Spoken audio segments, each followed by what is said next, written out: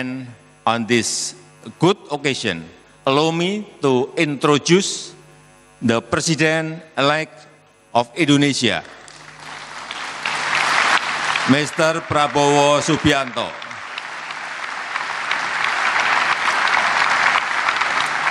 Who is currently serving as the Minister of Defense, who will continue Indonesia's commitment to contribute toward world water management. Terima kasih Pak Prabowo.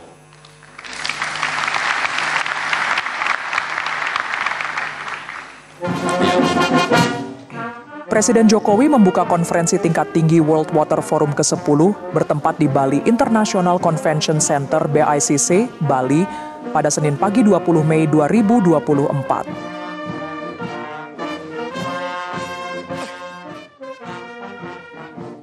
Seremoni dimulai pukul 8.30 hingga 10.30 waktu Indonesia bagian tengah bertempat di Mangunpura Hall BICC, Bali.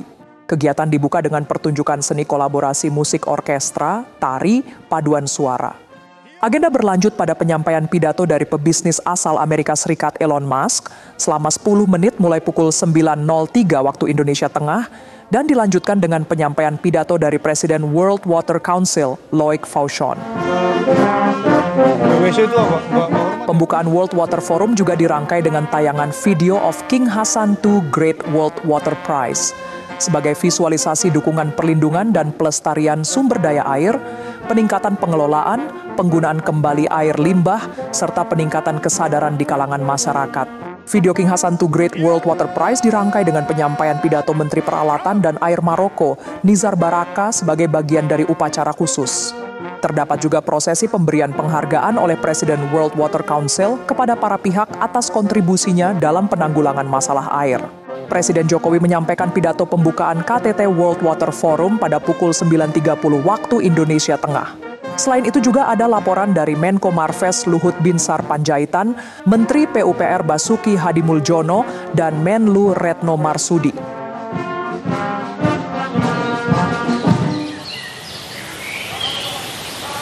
Hadir sejumlah delegasi dalam seremonial pembukaan KTT World Water Forum ke-10, diantaranya Wakil Perdana Menteri Papua Nugini John Rosso, Utusan Khusus Belanda Meike van Ginneken, Presiden Majelis Umum PBB Dennis Francis, Utusan Khusus Prancis Barbara Pompili, dan Utusan Khusus Persatuan Emirat Arab Suhail Mohammed Al-Mazraoui. Selain itu juga hadir Wakil PM Malaysia Dato Sri Haji Fadila bin Haji Yusof, utusan khusus, yang juga Presiden Hungaria 2012-2022 Janos Ader, PM Tajikistan Kohir Rasul Zoda, Presiden Sri Lanka Ranil Wickremesinghe, Presiden Fiji Ratu Williame Maifalili Katonifere, dan Ketua DPR RI Puan Maharani yang juga perwakilan Presiden International Parliamentary Union.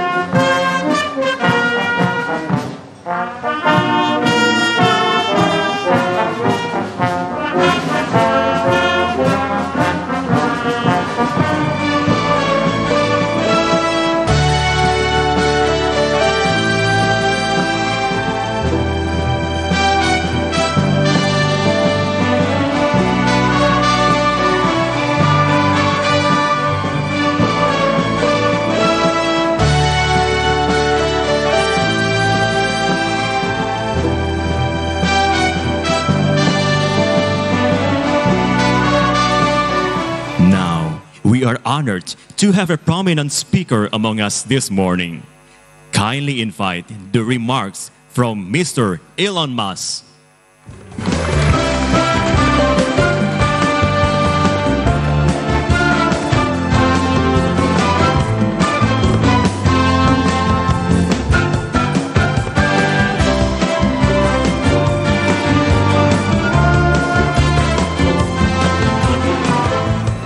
Hello, everyone.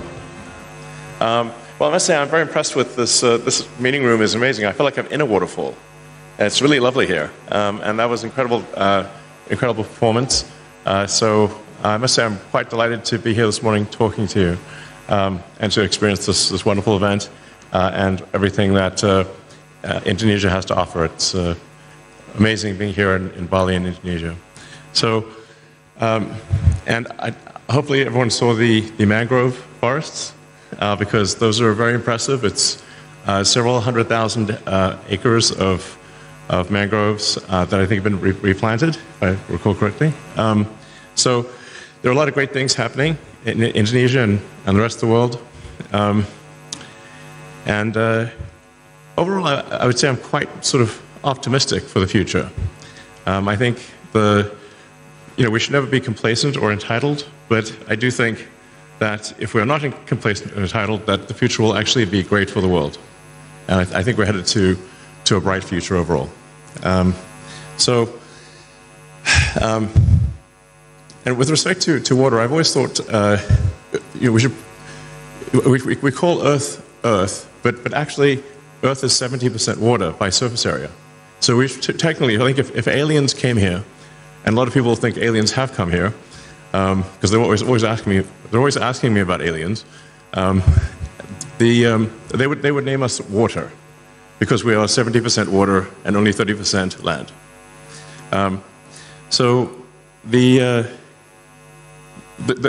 What that means is the potential for solving any given water issue is extremely good because there is so much water. There's obviously desalination required at times and the transport of water, but desalination, as I think most people know, has become very inexpensive and so really the availability of fresh water is simply about energy and transport. So that's when I talk to even very well-read, very smart people in the United States, they will often think, well, the water crisis is unsolvable. But in fact, it is very solvable. There are continuing breakthroughs in the efficiency of desalination.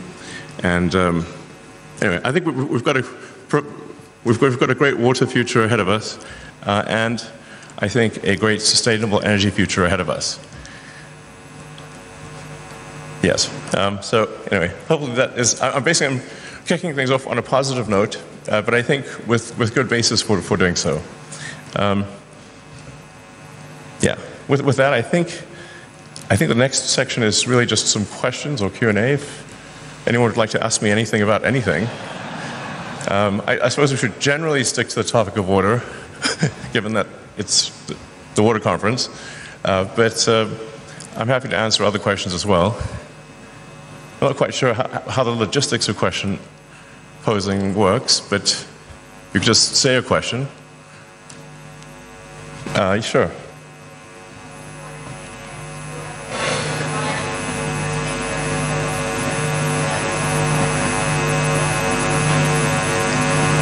If I heard correctly, what is the most important thing for solving the water crisis? Okay. Well, the exact solution will vary depending upon country and even region within a country. But as I mentioned, because the cost of desalination has dropped so much, if you're just talking about water for individual consumption or water in, say, a hydroponics facility, some kind of, where you're not simply putting it on the ground for crops, but actually have some sort of contained facility that minimizes the amount of evaporation, I think you can basically turn any part of the world green, including the entire world. So it just begs the question of where does the energy come from? And here's where I think solar energy is very much underestimated in terms of its capability. So if you think about what would the Earth be without the sun, the Earth would be a frozen dark ice ball at roughly 3 degrees above absolute zero. It would be quite unpleasant.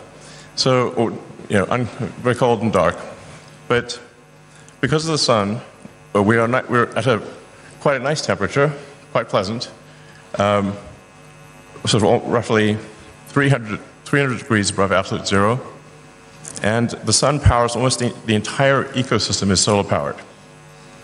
When you say well, how much land would it take to generate electricity?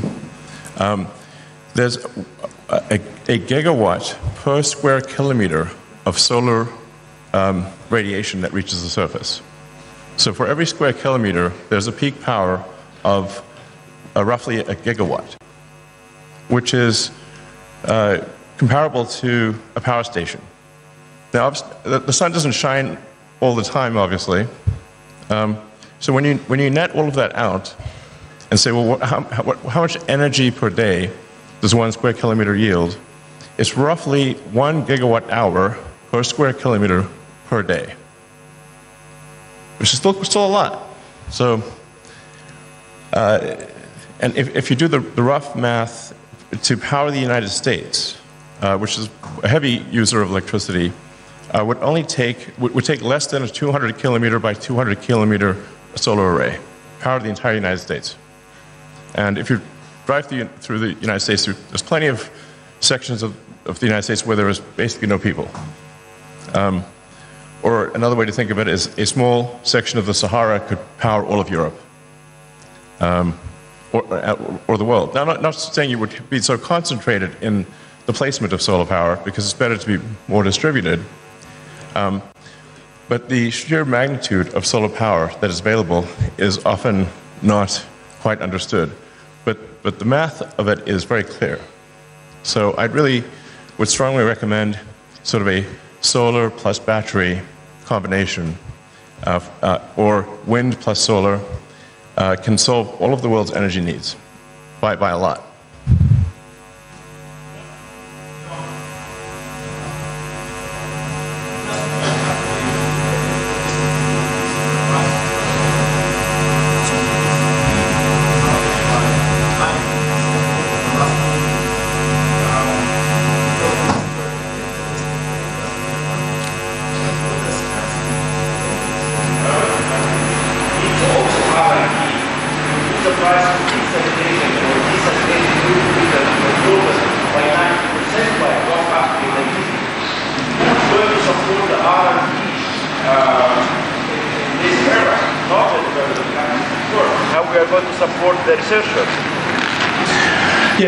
So something I would encourage everyone in the room to look at is, and you touched on that briefly, is that the cost of solar power has dropped dramatically over the years.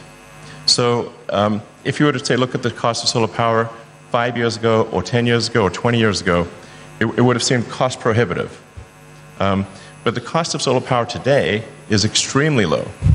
And the cost of batteries to store the energy has also dropped dramatically.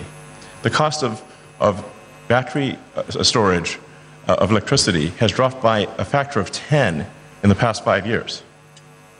So many of the studies that were done in times past when batteries were very expensive and solar power was very expensive. And I would just encourage everyone to basically take another look at the cost of solar and the cost of batteries, and I think you'll find that you're pleasantly surprised. So, all right, time to wrap it up. Yes, okay, thank you. Well, it's an honor to be here, and thank you very much for listening to my words, and I hope you have a fantastic conference. Thank you. Thank you, Mr. Elon Musk. Please return to your respective seat. Now we kindly invite the President of the Republic of Indonesia, His Excellency Mr. Joko Widodo, to accept the book.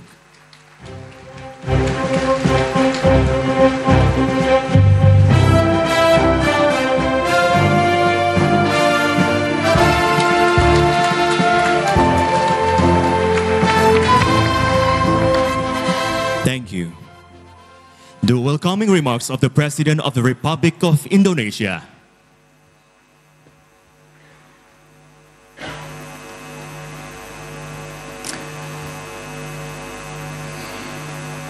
Yang mulia para pemimpin negara, pimpinan organisasi internasional, Presiden Dewan Air Dunia, Ketua DPR Republik Indonesia, hadirin dan tamu undangan yang saya muliakan. Selamat datang di Bali, suatu kehormatan bagi Indonesia dipercaya menjadi tuan rumah Forum Air Sedunia yang ke-10 untuk meneguhkan komitmen bersama dan merumuskan aksi nyata pengelolaan air yang inklusif dan berkelanjutan. Bisa kita bayangkan, dari 72% permukaan bumi yang tertutup air, hanya 1% yang bisa diakses dan digunakan sebagai air minum dan keperluan sanitasi. Bahkan di tahun 2050, 500 juta petani kecil sebagai penyumbang 80% pangan dunia diprediksi paling rentan mengalami kekeringan. Tanpa air tidak ada makanan, tidak ada perdamaian, tidak ada kehidupan. No water, no life, no growth. Oleh sebab itu, air harus dikelola dengan baik karena setiap tetesnya sangat berharga. Yang mulia, sebagai negara dengan luas perarian yang mencapai 65%, Indonesia kaya kearifan lokal dalam pengelolaan air, mulai dari sepanjang garis pantai, pinggiran aliran sungai, sampai tepian danau.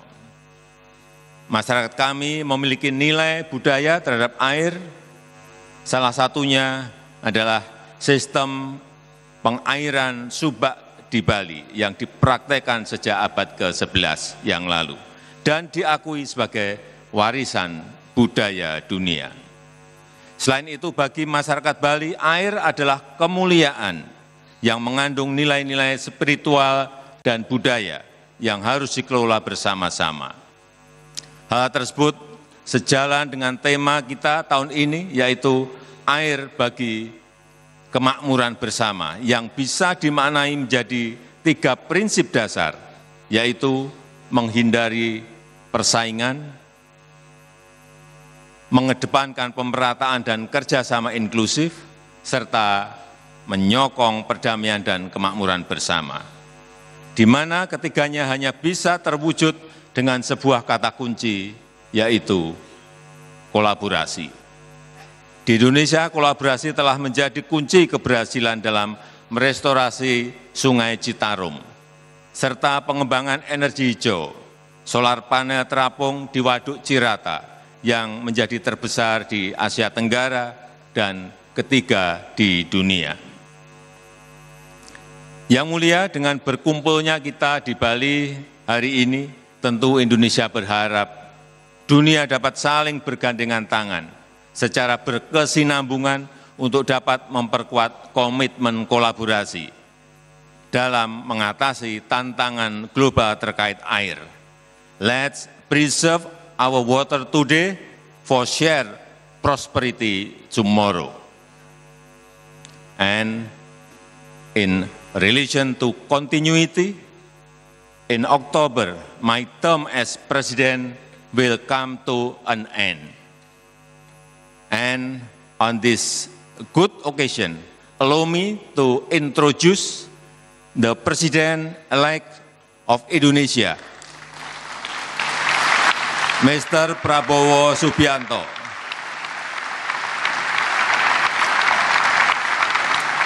Who is currently serving as the Minister of Defense, who will continue Indonesia's commitment to contribute toward world water management. Terima kasih Pak Prabowo.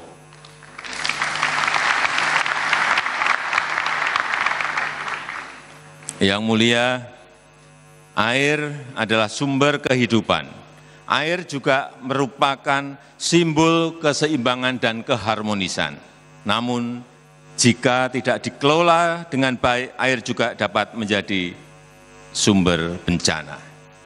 Dan dengan mengucap Bismillahirrahmanirrahim, Forum Air Sedunia ke-10 secara resmi saya nyatakan dibuka. Terima kasih.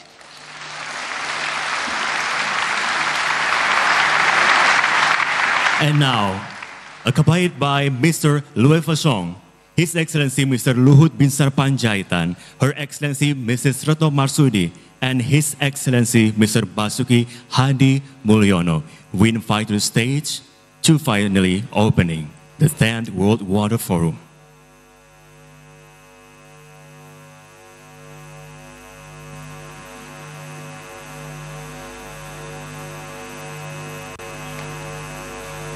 By the count of 3, 2, 1. Harnessing the power as one. For the brightest smile on every face. For the future of our home. Welcome to the 10th World Water Forum 2024. Water for shared prosperity.